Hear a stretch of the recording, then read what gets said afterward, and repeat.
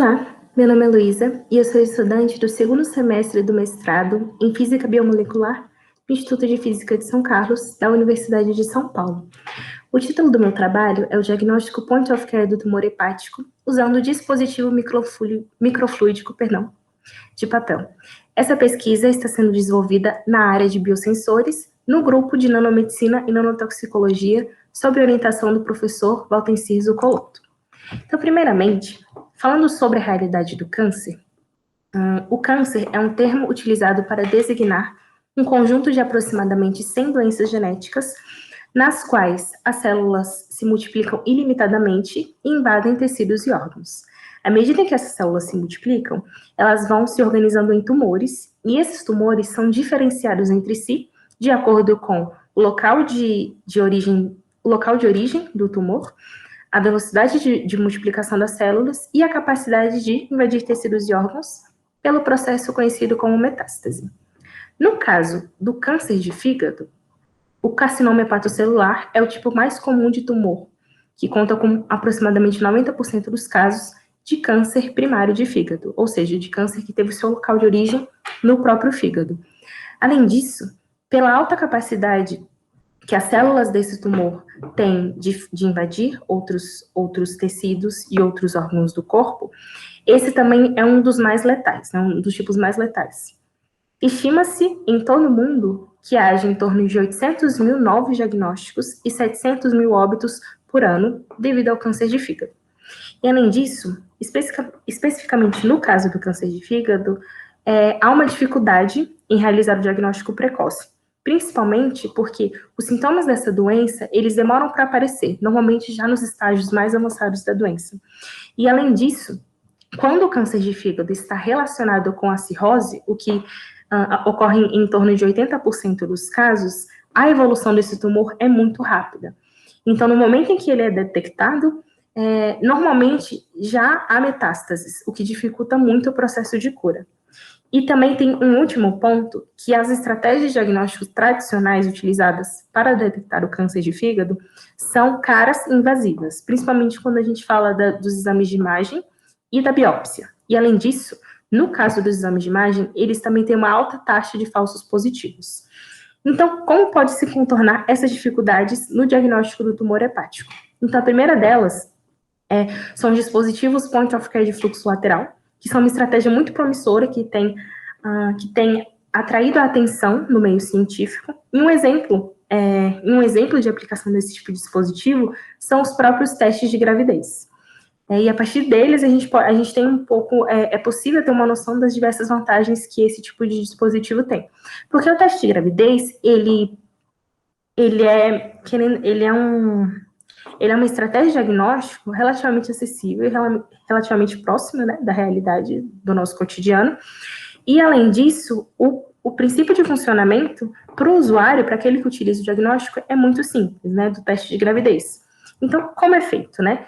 Basta que a pessoa aplique a amostra, um pouco de amostra no local específico do teste, no caso do teste de gravidez, a urina, e aguardar alguns momentos, né? Após alguns minutos, é possível ver no próprio teste resultado positivo ou negativo.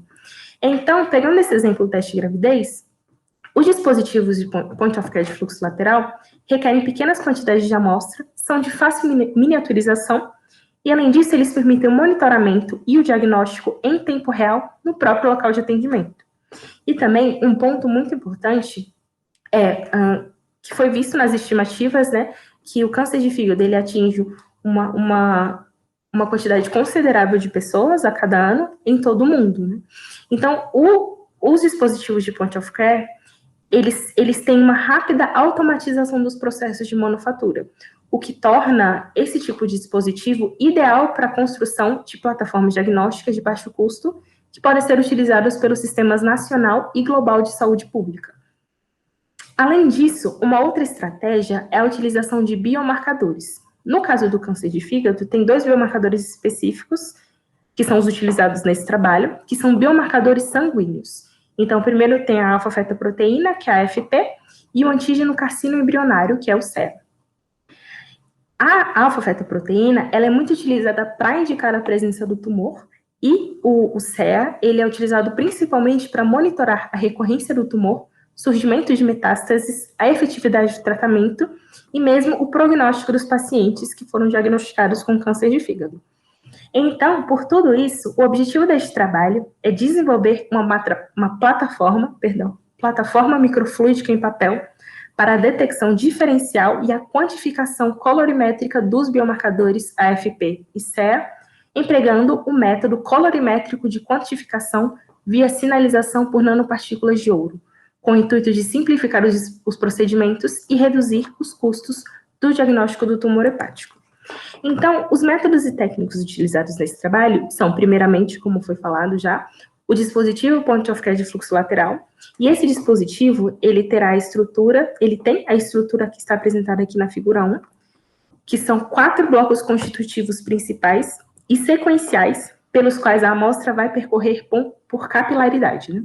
Então, primeiro, a gente tem a área de aplicação da amostra de conjugados, cujo objetivo é assegurar que a amostra apresente as características ideais para uma detecção ótima, e também, por ser onde estão imobilizados os conjugados, é onde ocorre a primeira interação entre a amostra e os biorreceptores.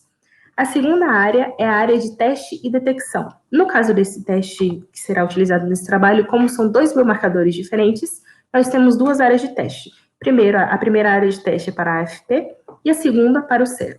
Então, essas áreas, elas têm a função de indicar a presença ou a ausência de cada biomarcador, seguido da área de controle, que tem o objetivo de indicar a correta operação do dispositivo, e, por último, a área de absorção, que tem a função de assegurar que a amostra tenha volume de leito suficiente para que haja o completo fluxo, evitando o fluxo reverso. Porque se a amostra não tiver esse volume suficiente de leito, então há chances de parte da amostra voltar, né, na direção contrária, e o que pode atrapalhar os resultados, né, pode gerar resultados incorretos dos testes. Além disso, serão utilizados anticorpos monoclonais nas áreas de teste, na área de teste 1 e 2, específicos para cada biomarcador, e anticorpos policlonais na camada de biorreconhecimento, que é na área de conjugados. Além disso, para se analisar, né, como foi falado, será utilizado o método colorimétrico. Então, de acordo com a intensidade da cor, é possível saber a concentração dos analitos na amostra. E esse desenvolvimento de cor se dá justamente pela presença das nanopartículas de ouro. Então, essas nanopartículas de ouro, elas serão conjugadas com os anticorpos e imobilizados na primeira área, né, que é a de aplicação da amostra e conjugados. A figura 2, ela mostra aqui a reação de conjugação. Então, nós vemos aqui no produto o conjugado formado pelas nanopartículas de ouro e o anticorpo. Então, a nanopartícula de ouro, ela se liga covalentemente com o anticorpo, e o anticorpo, ele tem um grupo livre, que nesse caso é uma lisina, e através dessa lisina, o anticorpo, o conjugado, né, o conjugado pode se ligar aos analitos presentes na amostra. A quantificação será por método colorimétrico. Então, primeiramente, serão realizados experimentos para validação da geometria do dispositivo e, depois, a construção das curvas de calibração. E, para isso, serão utilizados soluções contendo a AFP e o CEA em diversas concentrações conhecidas, e, assim, para a construção das curvas de calibração, será possível relacionar a intensidade da cor desenvolvida nas áreas de teste com a concentração dos analitos da amostra. Depois serão realizados experimentos de otimização para amplificação do sinal gerado, e novamente nesse caso, né, o sinal que nós queremos amplificar é justamente a intensidade da cor presente em cada área do teste.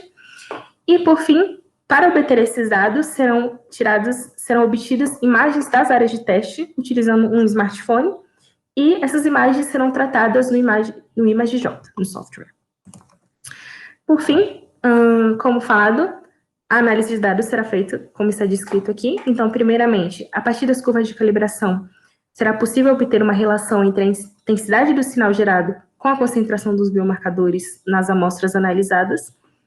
Em seguida, a partir dos experimentos de otimização, é possível obter valores ótimos das concentrações de anticorpos nas áreas de teste e na conjugação com as nanopartículas, o que possibilita a construção de um protótipo do dispositivo diagnóstico.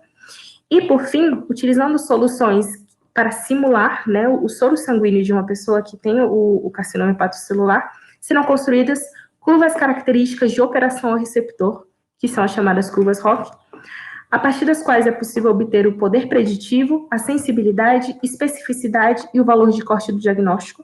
E assim é possível ter dados